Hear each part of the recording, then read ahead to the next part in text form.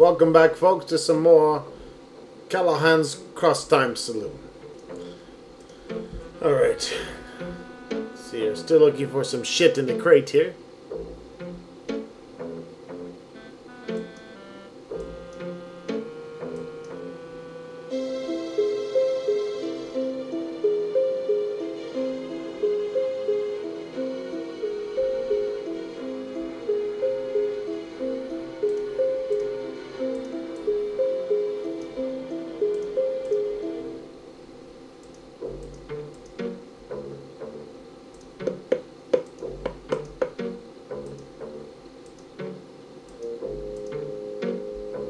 Coax cable.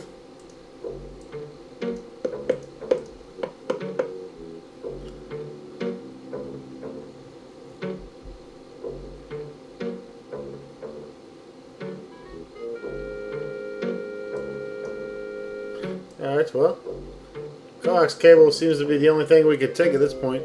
Oh, here comes the incessant loud fucking insect shit. Awesome.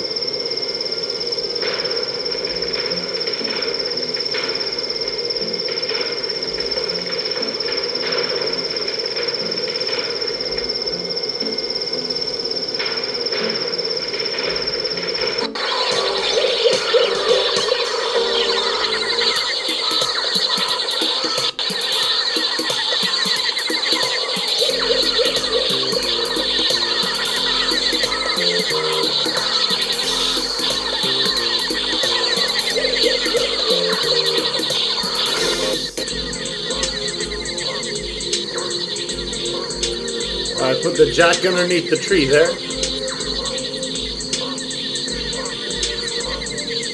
You slip the flat end of the tire iron to the slot. They're down. At first it seems like the jack will give way. The tire iron itself looks like it's bending. Within a few strokes, the gnarled tree begins to rise. Dirt and leaves patch it to the stone floor. The jack's hold on the tree seems tentative at best. You stop pumping just before the jack reaches its height limit, giving you just enough birth to slip underneath. Josie looks like trepidation at the tree. You plant a foot on it and lean your weight into it, figuring that if the tree stays up, fine, or if the tree falls over, it will have rolled back enough to permit you to squeeze out the top. But the jack has bitten into the wood and seems solidly in place.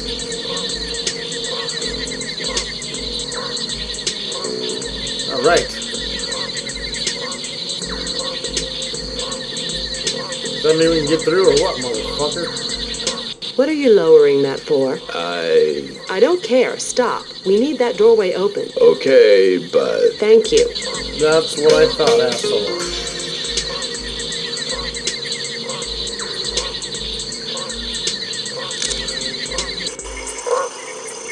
Alright, we're at the well now.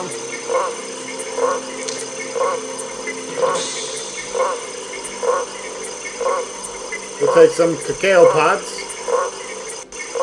A yuckier, more mucilaginous pile of beans you got to see. Looks like poop shit.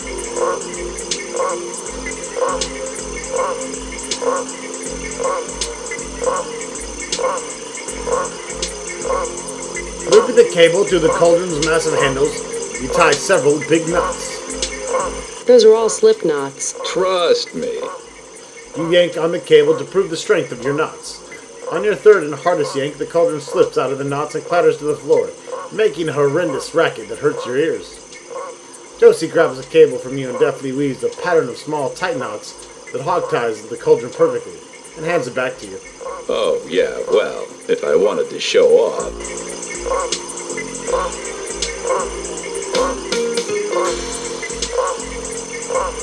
Alright. And we'll put the cauldron in the well.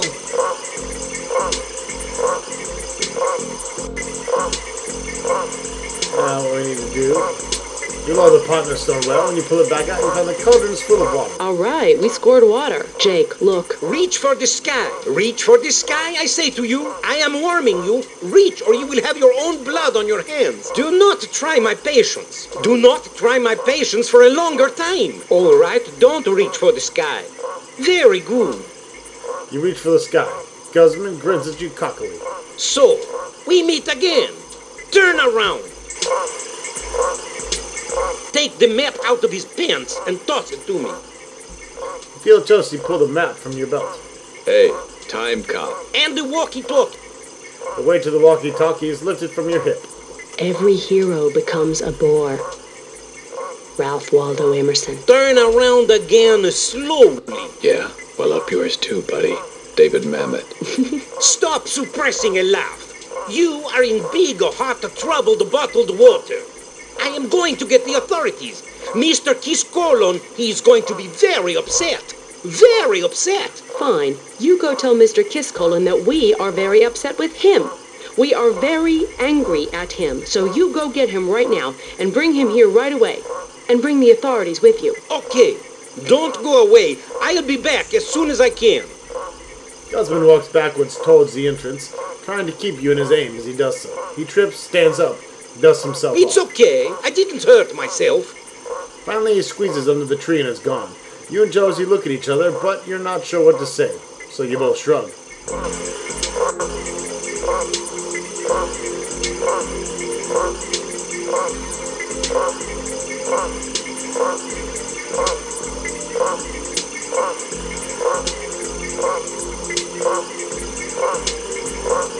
Sinful, decadent, rich. Words that come to mind whenever we think of our customers. The people who buy Gadvantaria chocolate. Truly one-of-a-kind hand-dipped chocolates, because the price of Gadvanta, we only have to sell a couple of pounds a year. Valentine's Day, anniversaries, birthdays, homeowners' loan approvals. The occasions for Gadvanta chocolates are quite simply the occasions of your life. We buy our beans directly from Brazil, where our buyers are so demanding that each year, 20 or 30 local beaners lose their lives in an effort to bring us the rarest blend of cacao beans on earth. The only beans that surpass ours are from the ancient strain of the plant now extinct, and these beans are lost to the ages. The world's greatest chocolate is believed to have been grown in a once small area in the Brazilian rainforest. Unfortunately, this discovery was made too late to save the grove, and exists only in a couple of pods too damaged to be viable. The loss of these trees to the chocolate world can never be estimated, as they were destroyed by the Faxon Castaroga Pencil Company during its clear-cutting operations in Boa Vista in the spring of 1997. We process our beans by hand to retain the full flavor of 100% real chocolate. The beans are scooped from their pods, washed, and then roasted. Each bean is cracked to reveal its nib, the stuff of which chocolate is made. The nibs are ground between enormous steel rollers several times to achieve a smooth quality. The chocolate is then sweetened and comped, a mellowing process in which the chocolate is constantly stirred between being heated and simultaneously cooled by a blast of fresh air. Once molded and cooled, the chocolate is of perfect eating quality. But at Godivantia, the only stock, our centers are prepared according to exacting family recipes. The centers are enrobed in our exclusive blends of milk, dark and white chocolate, and shipped immediately by a personal courier who remains refrigerated at all times to maintain optimal storage temperature. Delight, discovery, delicious. There's no ordinary chocolates, not with flavors like lemon pepper, buttermilk, ranch, blue raspberry, beer, polenta, creamery surprise, and over 7 more. To arrange for delivery of Gadvanta chocolates in your sector, contact one of our personal consultants on the Hypernet, or you may contact our loan department for easy terms. Find out why Gadvanta chocolates are the most expensive your money can buy. Gadvanta chocolates, when you couldn't care less about spending the very most. I'm not sure if that was fucking helpful at all.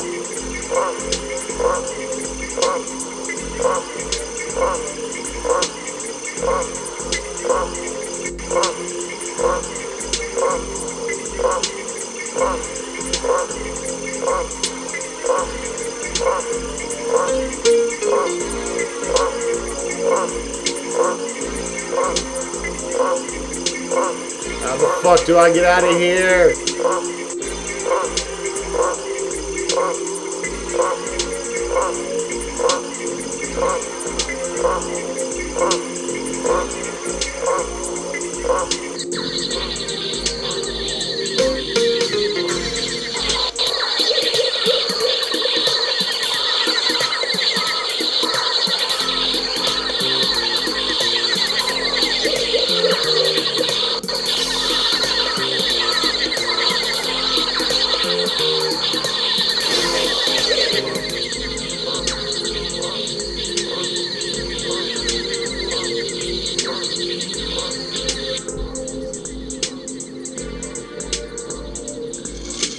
Every last bean is scooped into the cauldron. Your beans now look amazingly clean.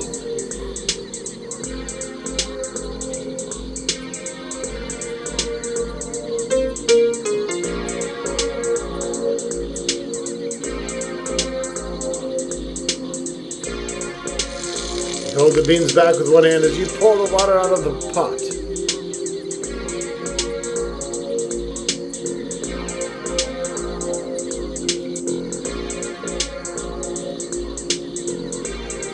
You hang the cauldron back on the tripod over the fire pit.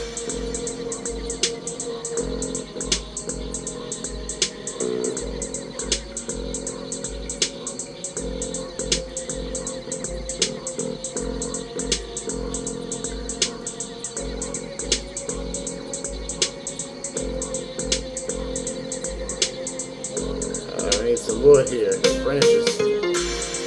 Put the branches on the ashes and pick them up again because you're getting bits of bark and twig all over everything.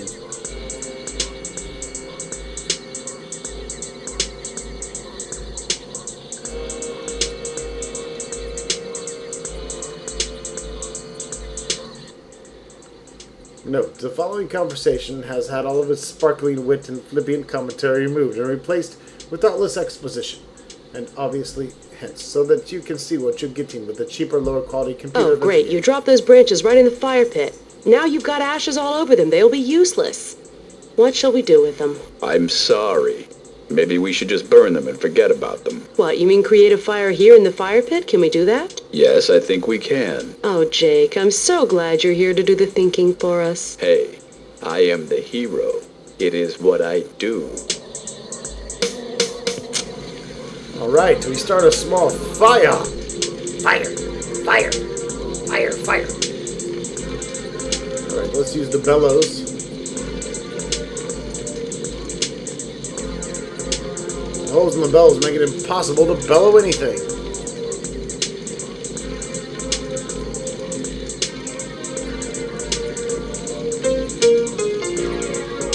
You pull out the great quantities of bandage tape. Sever them to the pointed end of the dispenser and wrap the tape around the bellows, paying special attention to sealing up all the holes in old hide. Is that going to be airtight? Spare me. I'm doing okay. Now that's pride in craftsmanship.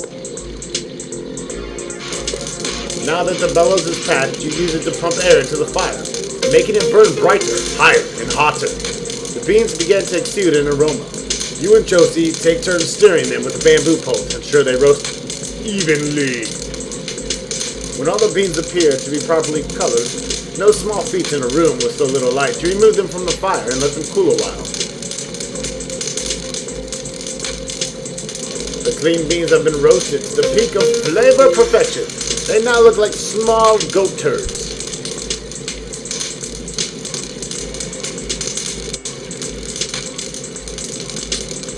Using the nutcracker, you extract chocolate nibs from the roasted beans.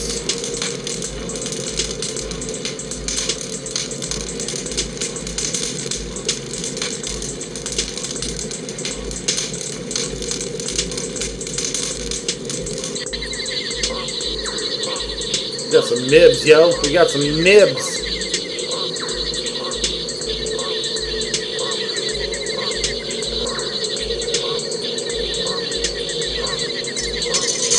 You carefully arrange the beans on the bottom slab of the rock.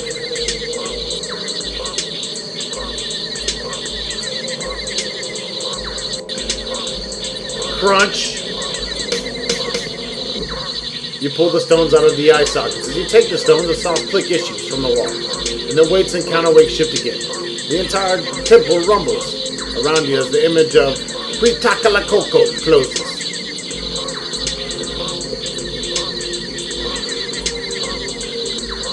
You scrape the paste off the slab and into the pot, trying hard to lose as little as possible.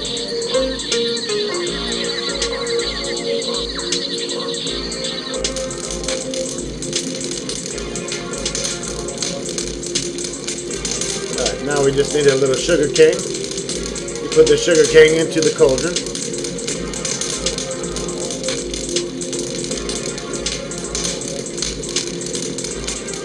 Hey, smell that? God, that's incredible.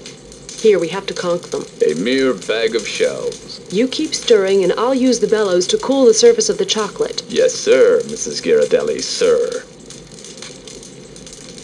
After a quarter of an hour conking, and the aroma of sweet melted chocolate could not be any more heady, you remove the pot from the fire. You pour the liquid chocolate into the small box. Then working the bellows, you blow cool air on the liquid chocolate, thus causing the chocolate to set or harden. If you guessed the medical kit, go to the head of the class.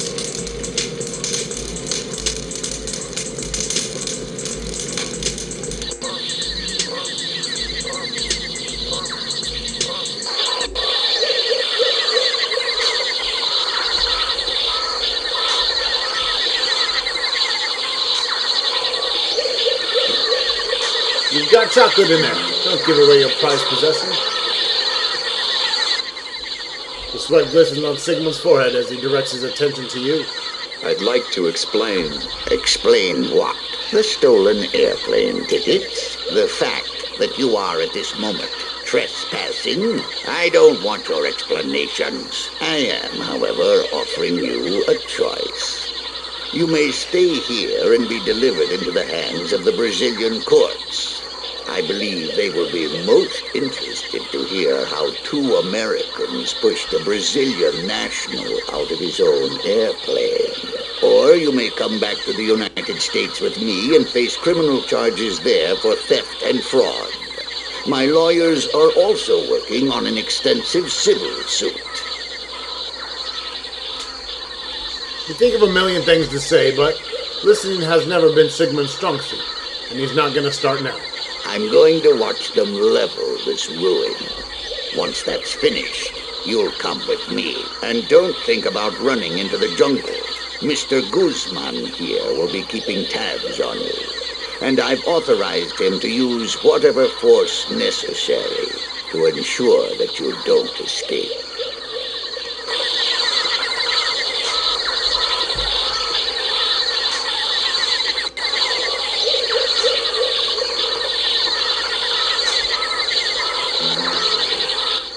You hand the chocolate bar to Callahan. Watch this. It's a chocolate bar. Sort of. Made from the trees in that temple. This could be poison. It isn't. I'll eat some if you don't believe me. Sigmund breaks off a piece of the chocolate and gives it to you, smiling nastily. Without hesitation, you pop the piece into your mouth. The chocolate is unlike anything you've ever tasted. The crudity of the manufacturer has left the texture slightly gritty, but you're virtually unconscious of the flaw. The small, thick chunk of sweet chocolate begins to melt the moment you close your mouth. It dissolves over your tongue. The flavor is intense, with the vague suggestion of bitterness, yet the predominant mellowness that suggests dairy milk chocolate. Callahan, Josie, Guzman, everyone fades into the background. Every nerve fiber in your body receives waves of intoxicated pleasure from the indescribable melange of flavors. Your reaction must have been pretty convincing.